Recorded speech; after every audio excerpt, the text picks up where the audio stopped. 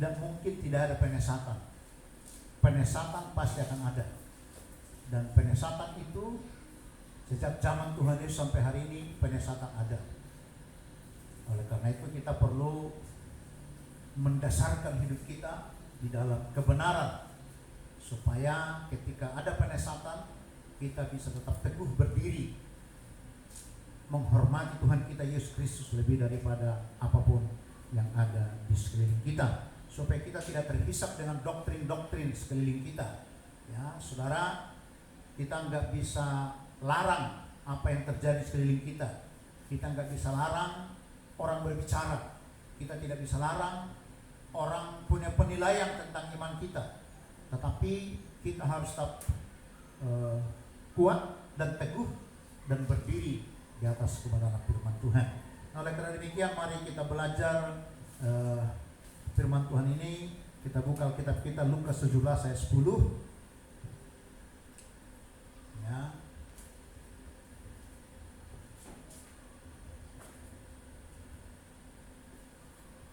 Tema kita hari ini kewajiban orang percaya. Ya. Kewajiban orang percaya. Tentu siapakah orang percaya itu? Adalah orang yang sudah mengalami kuasa kebangkitan Tuhan Yesus dalam hidupnya.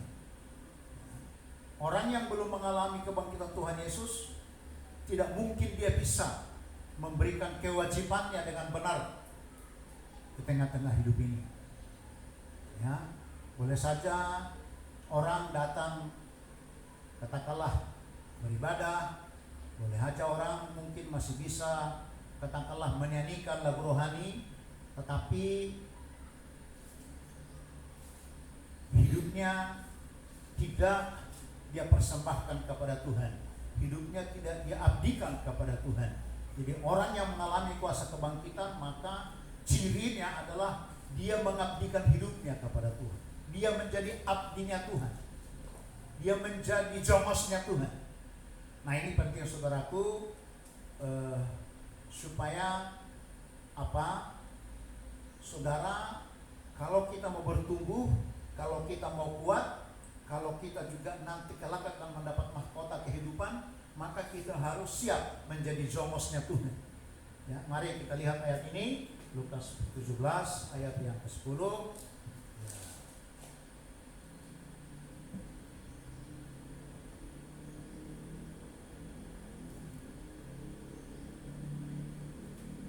Kita baca sama-sama, saudaraku, ayatnya yang ke-10.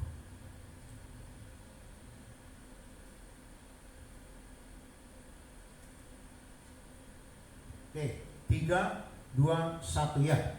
Demikian jugalah kamu apabila kamu telah melakukan segala sesuatu yang ditugaskan kepadamu, hendaklah kamu berkata, kami adalah hamba-hamba yang tidak berguna, kami hanya melakukan apa yang kami harus lakukan. Nah, ini saudaraku standar hidup orang Kristen. Ya, tentu ada yang lain, tapi ini salah satu standar hidup orang Kristen. Supaya apa? Supaya hidup kita berkenan kepada Tuhan. Jadi perkenanan kepada Tuhan bukan masalah tepuk tangan, tidak tepuk tangan ketika ibadah. Ada banyak kita kadang-kadang datang beri kemuliaan bagi Tuhan, tepuk tangan. Saudara, tidak salah juga gitu ya. Tetapi itu nilainya bisa saya katakan hanya mungkin ya 0, sekian. Tetapi memuliakan Tuhan itu adalah ketika kita melakukan kewajiban kita tanpa pamrih. Ya, tanpa pamrih melakukan kewajiban kita, menghambakan diri kita kepada Tuhan. Tanpa ada harapan-harapan yang lain. Tanpa ada mungkin berharap upah. Tanpa ada berharap kita mau dipuji orang. Tanpa ada harapan kita mau dihargai orang. Ada banyak kadang-kadang yang salah. Ketika kita melakukan sesuatu, kita berharap kita mendapat apresiasi, kita mengharap ada penghargaan. Saudaraku, kalau kita mendapat penghargaan dari manusia, maka itulah upah kita. Tapi kita tidak mendapat penghargaan lagi dari Tuhan. Nah, maka ayat ini berkata, kenapa ini muncul ayat ini saudaraku? Kalau saudara pahami itu mulai dari ayat 1, ada beberapa hal sebenarnya yang terjadi, ya, yang disekapkan Tuhan Yesus pada ketika itu kepada rasul-rasulnya Tuhan.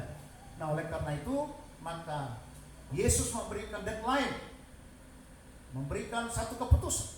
Dia katakan, kalau kamu melakukan segala sesuatu, dikatakan di situ, lakukanlah itu, dan sudah selesai tugasmu, hendaklah kamu berkata, kami adalah hamba-hamba yang tidak layak. Maksudnya apa? Tidak layak menerima pujian dari orang, tidak layak menerima penghargaan, andai pun itu ada, pasti ada juga.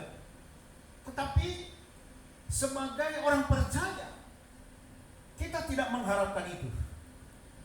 Tuhan mengajar, kita tidak mengharapkan itu. Dan ya tadi malam saudaraku, ya mudah-mudahan anak saya tidak tersinggung gitu ya. Tadi malam anak saya nangis-nangis karena mungkin ya dia bilang begini, ayah, saya bisa menahan perasaan, kok kawan saya sih kok nggak bisa menahan perasaan. Dia nangis lama dia. Jadi dia ceritakan begini. Saya bilang, nakku, kita sedang sekolah. Ya, kita sedang sekolah. Jadi sekolah itu kita nggak dapat di universitas.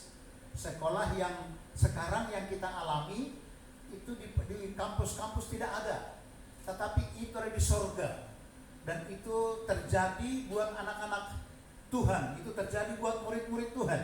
Kalau dia bukan murid Tuhan itu tidak terjadi, tapi murid Tuhan ya pasti mengalami seperti yang alami, aku bilang. Karena Alkitab berkata, setiap orang yang mau beribadah kepada Tuhan, dia akan menderita aniaya. Ya, dia akan menderita aniaya, dia akan mendapatkan siksaan. Tapi satu hal, aku semangat dan kuat, jangan pernah undur. Ya, jangan pernah undur. Ingatlah bahwa kita tidak mengharapkan pujian dari dunia ini. Ya. Kita tidak mengharapkan itu, yang kita harapkan adalah melakukan tugas kita sesuai dengan kehendak Tuhan. Itu aja harapan kita, saya bilang. Jadi ya dari Tuhan, mau Tuhan hargai, mau tidak Tuhan hargai, bagian kita melakukan kewajiban kita. Ya, dia panjang lebar cerita, lama dia nangis. Yang mungkin sesak di hatinya, ya tentu sebagai ayahnya pasti dia ya berbagi. Ya, akhirnya saya bilang, nak, gimana? Ya, kita mungkin ada sekitar setengah jam. Gimana hatimu udah tenang?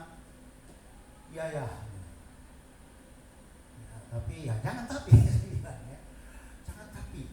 Nah, kenapa? Ya memang karena dunia mengajarkan kita untuk kita menuntut hak kita. Nah, ini masalah ini. Ini doktrin dunia, doktrin sekeliling kita. Dunia mengajar kita menuntut hak kita. Jadi ketika kita katakanlah melakukan sesuatu, dunia mengajarkan, terima upahmu, minta upahmu, itu hakmu. Nah, itu doktrin dunia. Gitu. Terima hakmu. Nah, saudaraku, sementara dalam Tuhan kita tidak diajar demikian. Surga tidak mengajarkan demikian. Surga mengajarkan kita hanya melakukan kewajiban kita. Itulah hak kita, melakukan kewajiban kita. Jadi tidak ada hal yang lain. Nah, tentu ketika kita bisa paham itu, maka tidak ada orang yang mengerutkan dahi. Ketika kita sudah melakukan kewajiban kita, melakukan tugas kita, tanggung jawab kita, kita tidak mendapat apresiasi dari orang-orang yang kita tolong, dari orang-orang yang kita layani, misalnya. Kita nggak perlu mengerutkan dahi, tetapi kita akan bisa tetap bersukacita dan bersyukur di dalamnya. Itulah orang yang sungguh mengalami kuasa kebangkitan Tuhan Yesus. Kenapa demikian? Ya. Saudaraku, kita dipanggil Tuhan untuk mengasihi. Nah, kalau saudara lihat itu di Yohanes pasal 15 ayat 13 dikatakan di sana, kita dipanggil Tuhan untuk mengasihi. Nah, kita mengabdikan diri kita kepada Tuhan, kita melayani Tuhan dan melayani sesama, dasarnya itu kasih. Dasarnya itu kasih. Jadi kalau kita melakukan segala sesuatu karena dasarnya kasih, maka kita harus siap. Harus siap dengan segala bentuk dan segala bentuk keadaan. Harus siap di sana. Nah, saudaraku, kira-kira hal-hal apa, ya, kira-kira hal-hal apa yang bisa kita lakukan dalam pengabdian kita kepada Tuhan, dalam kita melakukan kewajiban kita kepada Tuhan tanpa pamrih, tanpa mengharapkan pujian. Nah, ada beberapa hal yang mungkin kita bisa belajar, saudaraku. Yang pertama, ya, tidak ada hak pribadi kita. Kita nggak punya hak apa-apa dalam hidup ini. Nah, memang sedikit agak bertentangan dengan doktrin dunia. Tapi memang saya sadar bahwa memang tidak ada hak apa-apa. Apa hak kita coba? Gak ada hak kita apa-apa. Ya. Tadi saya singgung, dunia berkata tuntut hakmu. Nah, biasanya, kenapa kita marah ketika orang lain tidak memenuhi harapan kita? Sering kita begitu kan, kita marah ketika orang lain tidak memenuhi harapan kita, sementara kita mungkin punya ekspektasi yang tinggi terhadap orang itu gitu. Tapi kita nggak mengharapkan apa-apa, kita nggak mendapat apa-apa, bahkan justru apa yang kita harapkan yang datang sebaliknya. Mungkin kita sudah tolong orang itu, mungkin kita sudah bela-belain orang itu, tapi yang kita dapat adalah hal yang tidak enak. Akhirnya kita marah. Saudara, ketika kita marah, kita sudah kehilangan kasih. Nah, ini kita sebagai gereja kita harus paham akan hal ini. Supaya apa? Supaya kita jangan sama dengan orang lain. Supaya kita jangan sama dengan orang sekeliling kita. Ya tentu, kalau paham mereka dengan paham kita sama, ya kita harus sama. Tapi kalau paham mereka berbeda dengan paham kita tidak boleh menuntut itu. Ya. Karena ingatlah, kita harus berbeda dengan orang lain. Contoh, kalau saudara lihat itu di ayat yang berikutnya, mungkin ayat 8, ayat seterusnya lagi, ayat 5, ayat 6, ya. Ayat 4 katakan siapa apa? Ketika orang berbuat salah kepadamu, ketika dia datang kepadamu minta maafkan lagi. Kalau 7 kali dia berbuat salah, namun 7 kali dia datang minta ampun, kita harus mengampuni diri. Nah, itu bedanya. Itu salah satu bedanya kita sebagai orang yang mengalami kuasa kebangkitan Tuhan. Jadi kita harus bisa apa? Saya berharap kita boleh sepakat akan kebenaran ini. Kita nyanyi, boleh kuat, boleh berteriak. Boleh kita tepuk tangan luar biasa, boleh kita melompat bersorak luar biasa. Tapi saudaraku, ada yang lebih penting daripada itu. Kasih kita harus lebih berteriak. Kasih kita harus lebih kuat daripada nyanyian kita. Kasih kita harus lebih kuat daripada tepuk tangan kita. Kasih kita harus lebih kuat daripada lompatan kita. Katakanlah mungkin kita punya drum, ya, punya drum, punya gitar bass. Nah, kasih kita harus lebih kuat daripada itu. Nah, ini penting. Untuk apa? Yang lagi bukan untuk kemuliaan kita, tapi untuk kemuliaan Dia, yaitu Tuhan di atas segala Tuhan, Raja di atas segala Raja. Haleluya. Amin. Kenapa kok sepertinya kok sedih sekali, saudaraku. Nah, ini yang penting. Makanya saudara-saudara yang terlibat dalam pelayanan Tuhan, jangan pernah undur. Yang sudah memberi hidup melayani Tuhan, jangan pernah undur. Semangat. Mungkin ada di luar sana tekanan, ada tekanan di luar, ada tekanan di dalam, ada tekanan dalam rumah tangga kita, dalam nikah kita. Saya mau katakan, abaikan itu. Kita harus buktikan bahwa kasih kita lebih kuat daripada semua ini. Kasih kita lebih kuat daripada pengaruh, daripada hambatan-hambatan yang ada di luar sana.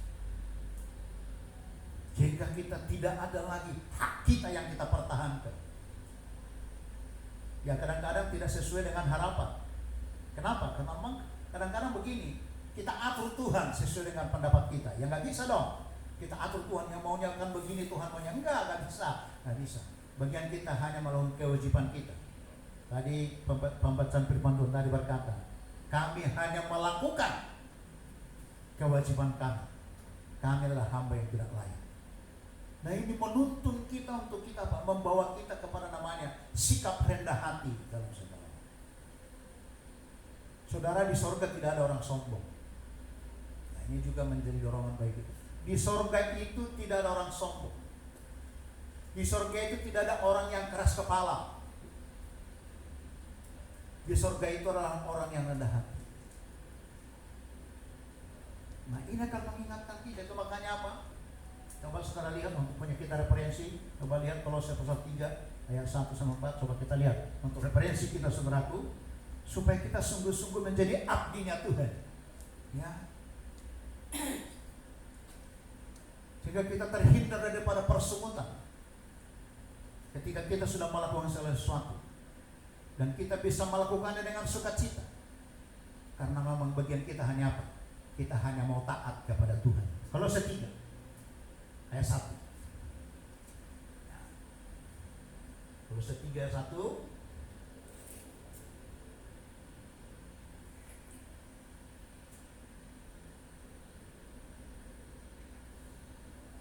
Ini saudaraku, ini perintah Rasul Tuhan kepada kita. Ini surat penggembalaan. Ini tata cara kita. Ini tata ibadah kita dalam setiap hari. Jadi surat penggembalaan para rasul ini standar kita, standar gereja, standar orang percaya. Kalau dia keluar daripada surat-surat rasul ini, berarti dia ada sedang melenceng. Tadi katakan apa? Coba kita baca sama-sama. 3-2 ya. Karena itu, kalau kamu dibangkitkan bersama dengan Kristus, carilah perkara yang di atas, di mana Kristus ada, duduk di sebelah kanan Elohim. Ayat 2 terus.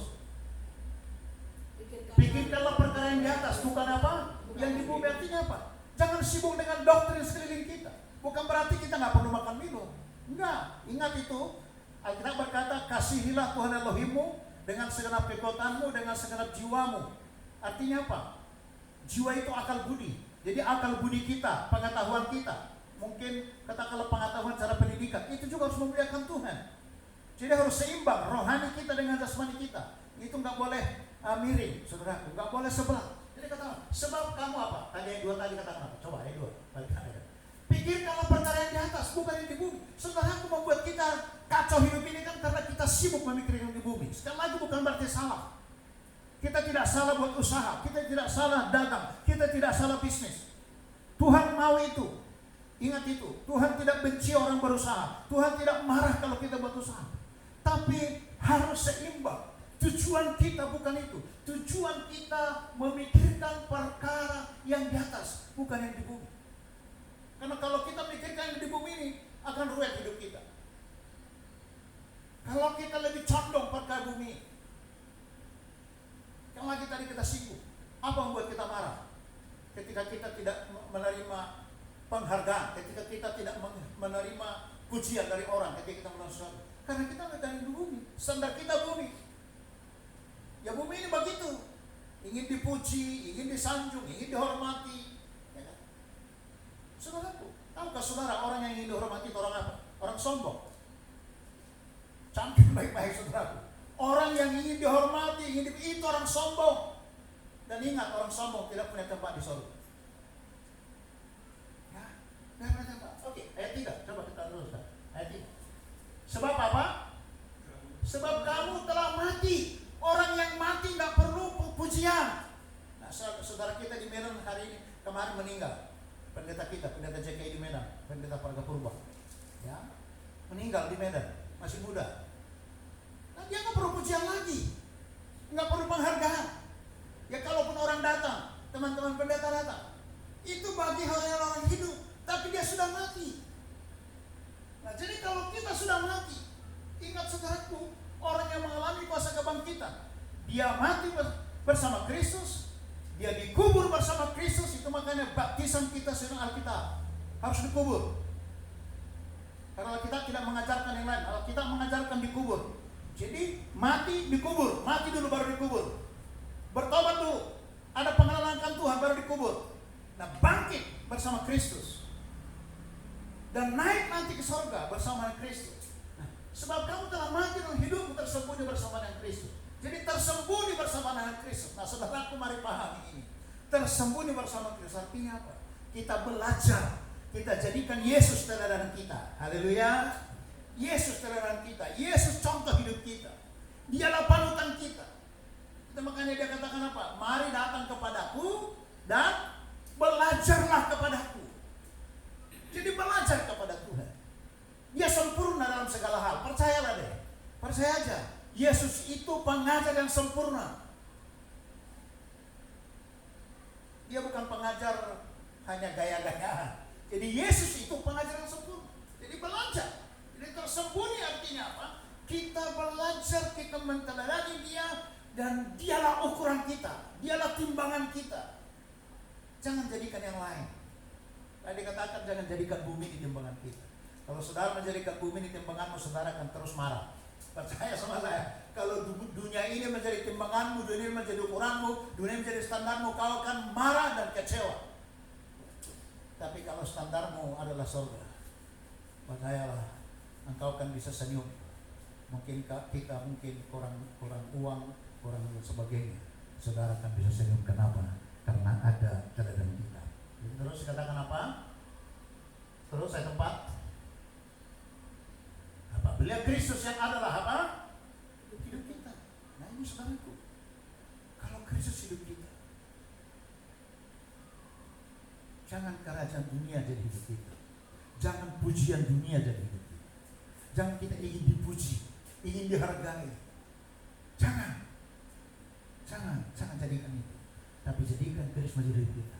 Menyatakan diri telah apa? Nih, apa? Coba baca sama-sama 3-2 ya. Kamu pun akan menyatakan diri bersama Dia di dalam kemuliaannya. Ini saudaraku, ini yang kita kejar. Jadi mari kita belajar menghambakan diri kita kepada Tuhan dan kepada sesama.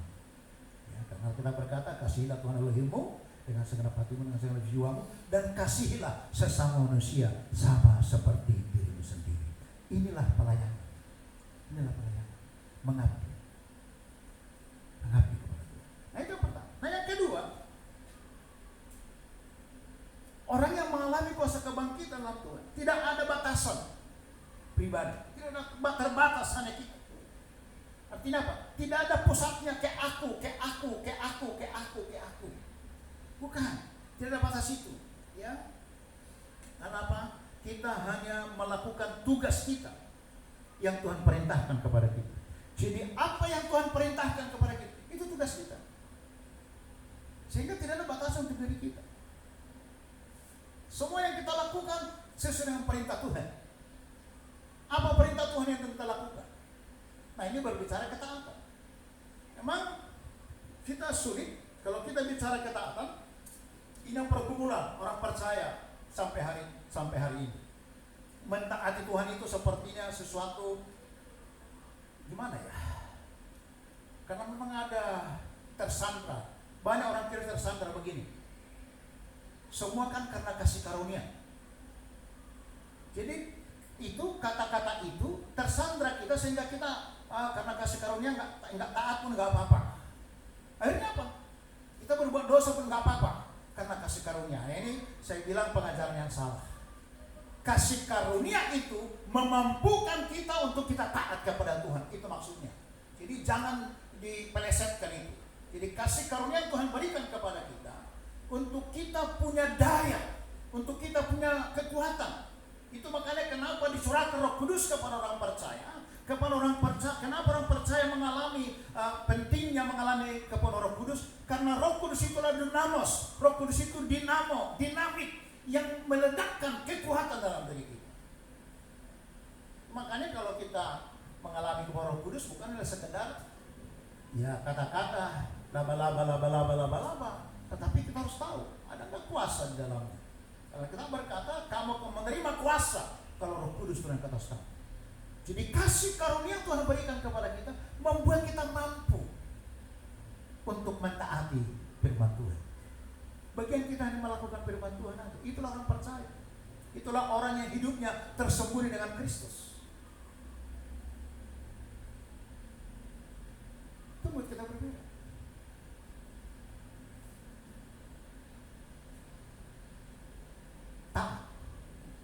Enggak perlu firman Tuhan diperdebatkan. Soalnya saya pribadi kadang-kadang berdosa juga.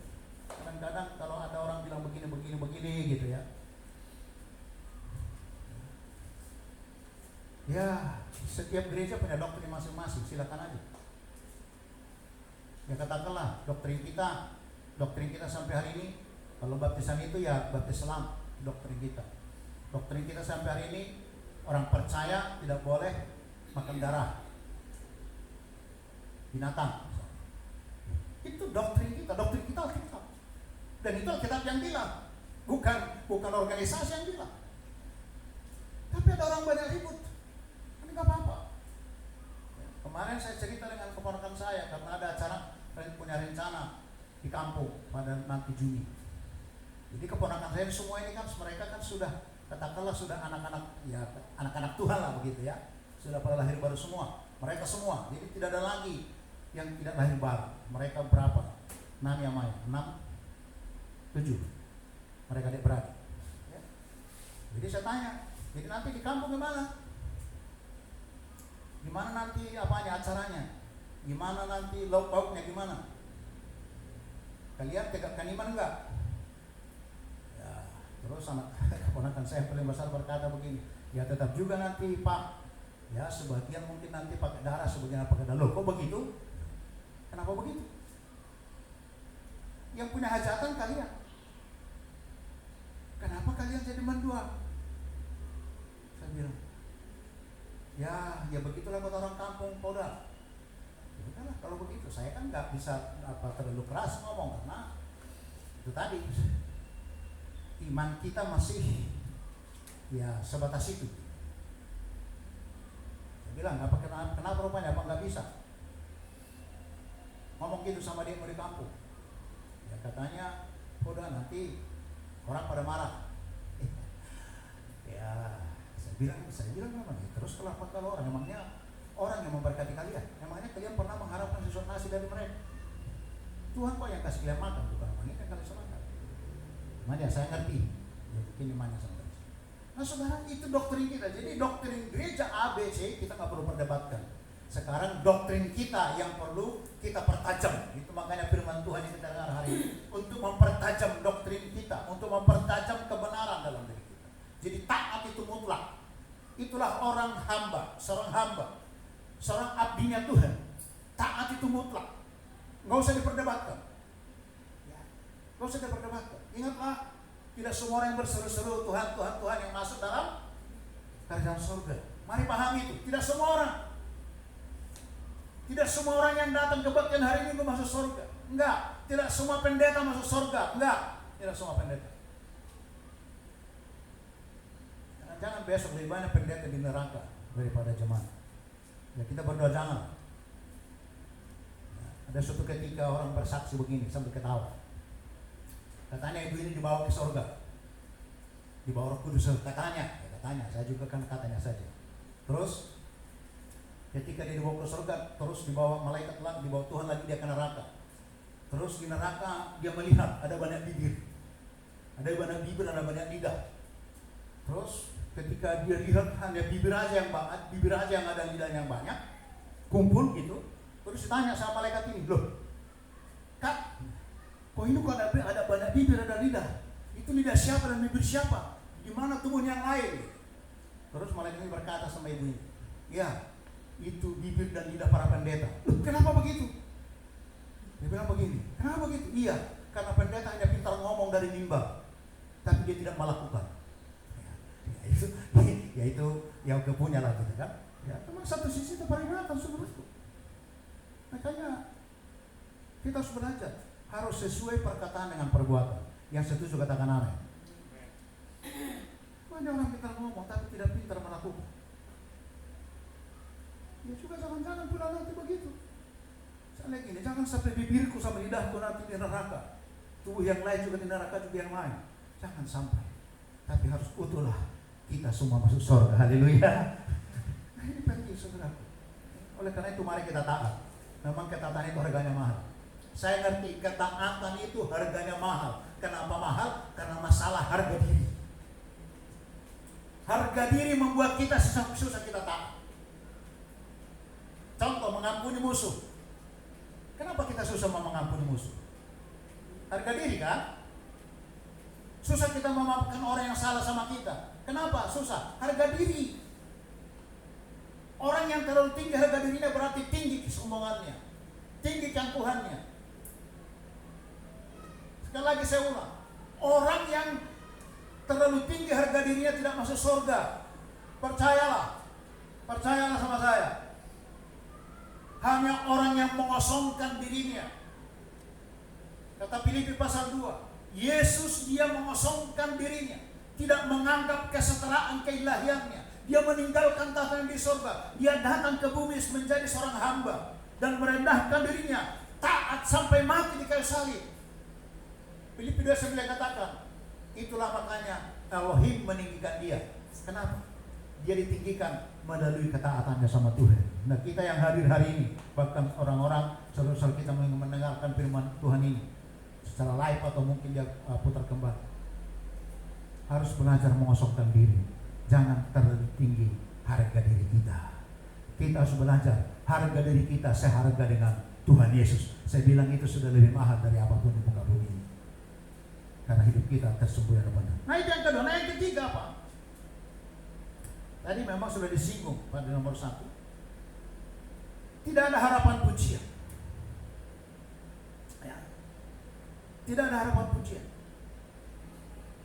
Tadi sudah disinggung memang. Dikatakan di situ bahwa kita tidak perlu mengharap pujian terhadap diri kita sendiri. Karena hidup kita adalah bagi Kristus. Hidup mati kita bagi Kristus. Jadi hidup mati kita bukan bagi orang lain. Hidup mati kita bukan bagi tetangga. Bukan. Hidup mati kita bukan bagi pembesar negeri ini, bukan bagi pembesar sekeliling kita, bukan bagi pejabat, bukan. Tapi hidup mati kita bagi Tuhan. Jadi kalau hidup mati kita bagi Tuhan, Paulus pernah berkata, hidup itu adalah anugerah, tapi mati itu adalah keuntungan. Kenapa Paulus bisa berkata demikian? Karena memang dia sudah sadar bahwa hidup mati dia hanya untuk Tuhan. Seorang hamba atau gereja atau orang Kristen, anak-anak Tuhan, ini harus menjadi standar. Jangan sekali lagi kita membuat standar supaya kita ingin dipuji. Ya. Ingatlah hidup kita yang terpenting itu mungkin bisa digaris bawah dalam hidup kita. Hidup kita inilah hidup untuk setujuan dengan Tuhan. Itu aja. Yang penting bagi kita kalau hidup kita sudah setujuan dengan Tuhan, hidup kita sudah segaris dengan Tuhan, hidup kita sudah artinya sudah bersama dengan Tuhan, ya, pikiran kita seperti dengan Tuhan, itu sudah cukup bagi kita. Dan sukses yang sesungguhnya, bahagia sesungguhnya ketika kita setujuan dengan Tuhan kita Yesus Kristus Tuhan. Itu yang sukses. Mungkin dunia berkata begini, ya, sukses kalau dia kaya,